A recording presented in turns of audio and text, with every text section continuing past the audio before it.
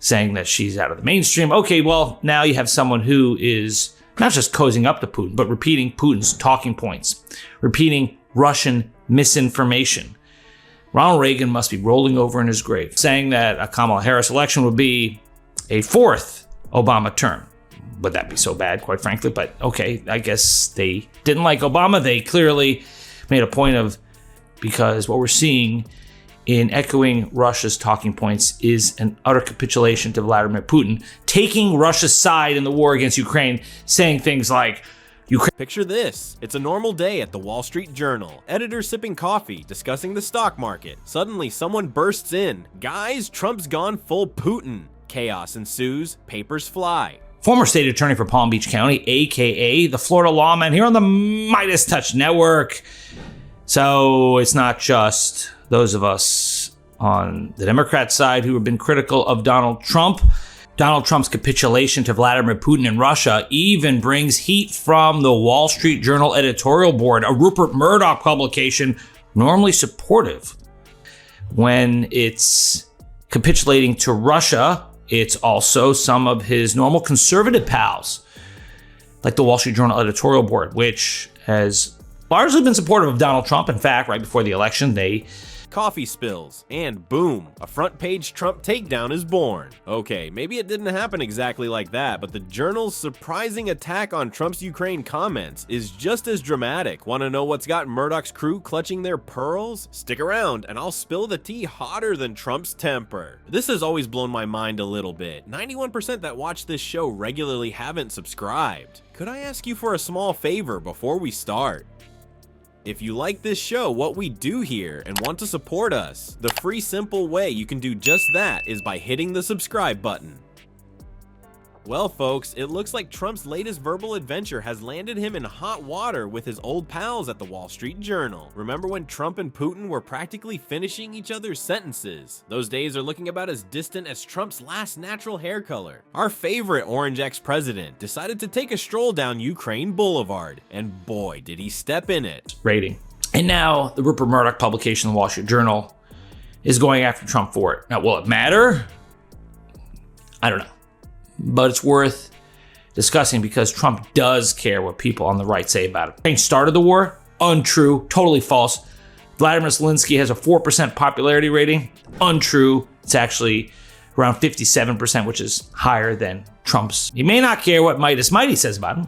And we should keep speaking out. But he does care about what his base thinks about him. And within his base are some of the old school Republicans who have... He's been spouting some real doozies that have even the WSJ scratching their heads and wondering if Trump's been hitting the vodka a little too hard. First up, Trump claimed that Ukraine started the war with Russia.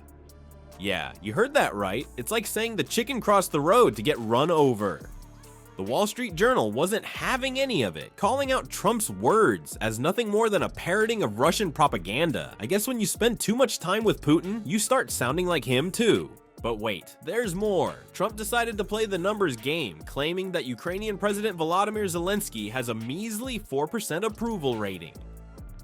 Now, I'm no math whiz, but even I know that's about as accurate as Trump's hair in a windstorm. The real number? A whopping 57%. That's higher than Trump's approval rating ever was, even on his best hair day. The Wall Street Journal, usually Team Trump's cheerleader, is now giving him the kind of side-eye usually reserved for that weird uncle at Thanksgiving dinner. They're worried that Trump's latest word, vomit, isn't just a case of foot-and-mouth disease, but a sign of a serious policy shift. It seems like Trump's putting more pressure on Kyiv for a peace deal than on the Kremlin. It's like telling the kid getting bullied to just hand over his lunch money and be done with it. The WSJ editorial board didn't pull any punches. They called Trump's new stance a Ukraine sellout. Ouch. That's gotta sting more than a spray tan gone wrong. They're painting a picture of Trump that's less make America great again and more make Russia happy again.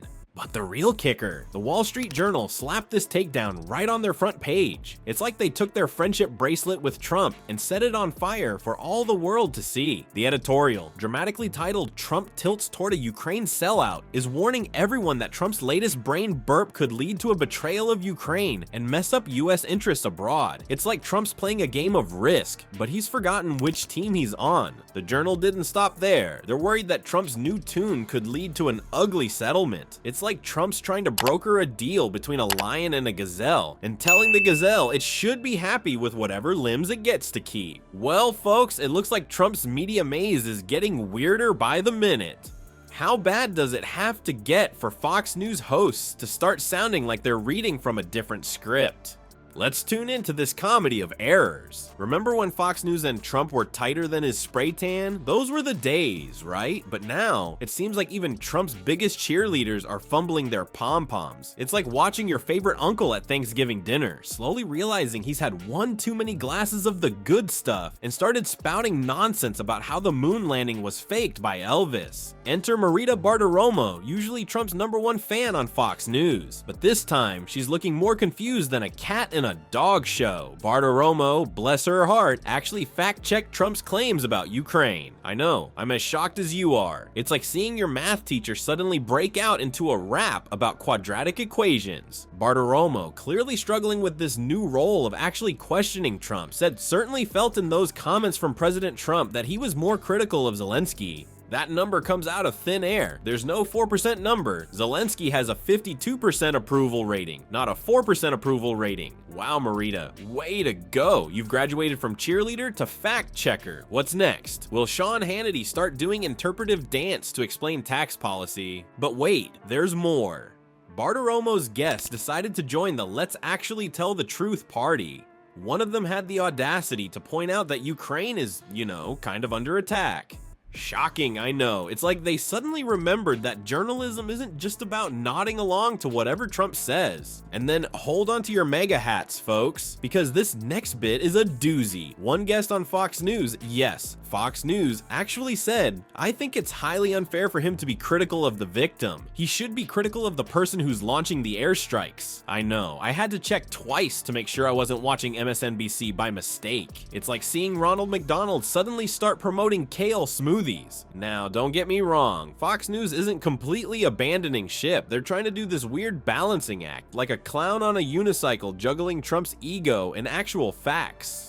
It's verbal gymnastics, folks. They're twisting themselves into pretzels, trying not to upset Trump while also not looking completely bonkers to the rest of the world. It's like they're playing a game of Trump Twister. Left hand on support Trump, right foot on acknowledge reality, left foot on don't look crazy, and right hand on keep ratings up. I'm getting a cramp just thinking about it. So what's the takeaway from all this Fox News fumbling? Even Trump's media besties are starting to say, dude, not cool. It's like when your friends finally tell you that your Elvis impersonation isn't as good as you think it is. Sure, it hurts, but sometimes you need to hear it. Looks like Trump's old buddy John Bolton just crashed the party, and he's not here to play nice. Remember when these two were tighter than Trump's spray tan? Well, those days are long gone, folks. Bolton's got his mustache in a twist, and he's ready to spill some serious tea. So what's got Bolton's facial hair all ruffled up? Turns out Trump's latest comments about Ukraine have pushed Bolton over the edge. And when I say over the edge, I mean he's sailing through the air like a walrus with a jetpack. Bolton's not just mad, he's some of the most shameful remarks ever made by a US president mad. That's like your grandma calling you a disappointment at Thanksgiving dinner. It hits different. But here's the kicker, Bolton's not just throwing shade for fun, he's got some serious concerns about Trump's buddy-buddy act with Putin. According to Bolton, Trump's got a thing for authoritarian leaders. It's like he's collecting dictator trading cards or something. Gotta catch 'em all. But instead of Pokemon, it's Putin and Xi Jinping. Now, you might be thinking, but isn't Bolton the guy who never met a war he didn't like? And you'd be right, which makes his criticism of Trump even spicier. It's like Gordon Ramsay telling you your food is too salty. Like, When Gordon Ramsay says it, you know you've messed up.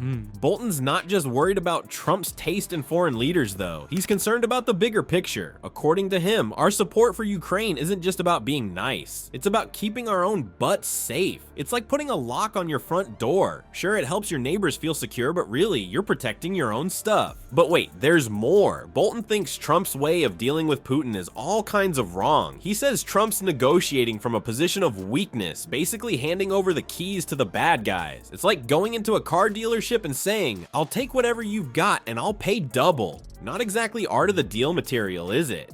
What's really wild about all this is how much things have changed. Bolton used to be Trump's right-hand man when it came to foreign policy. Now he's treating Trump like that ex you warn your friends about at happy hour. Stay away from that one, honey. He'll ruin your democracy faster than you can say kofef.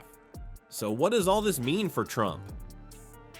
Well, when your former war hawk thinks you're too cozy with Putin, you might have a problem bigger than your hands.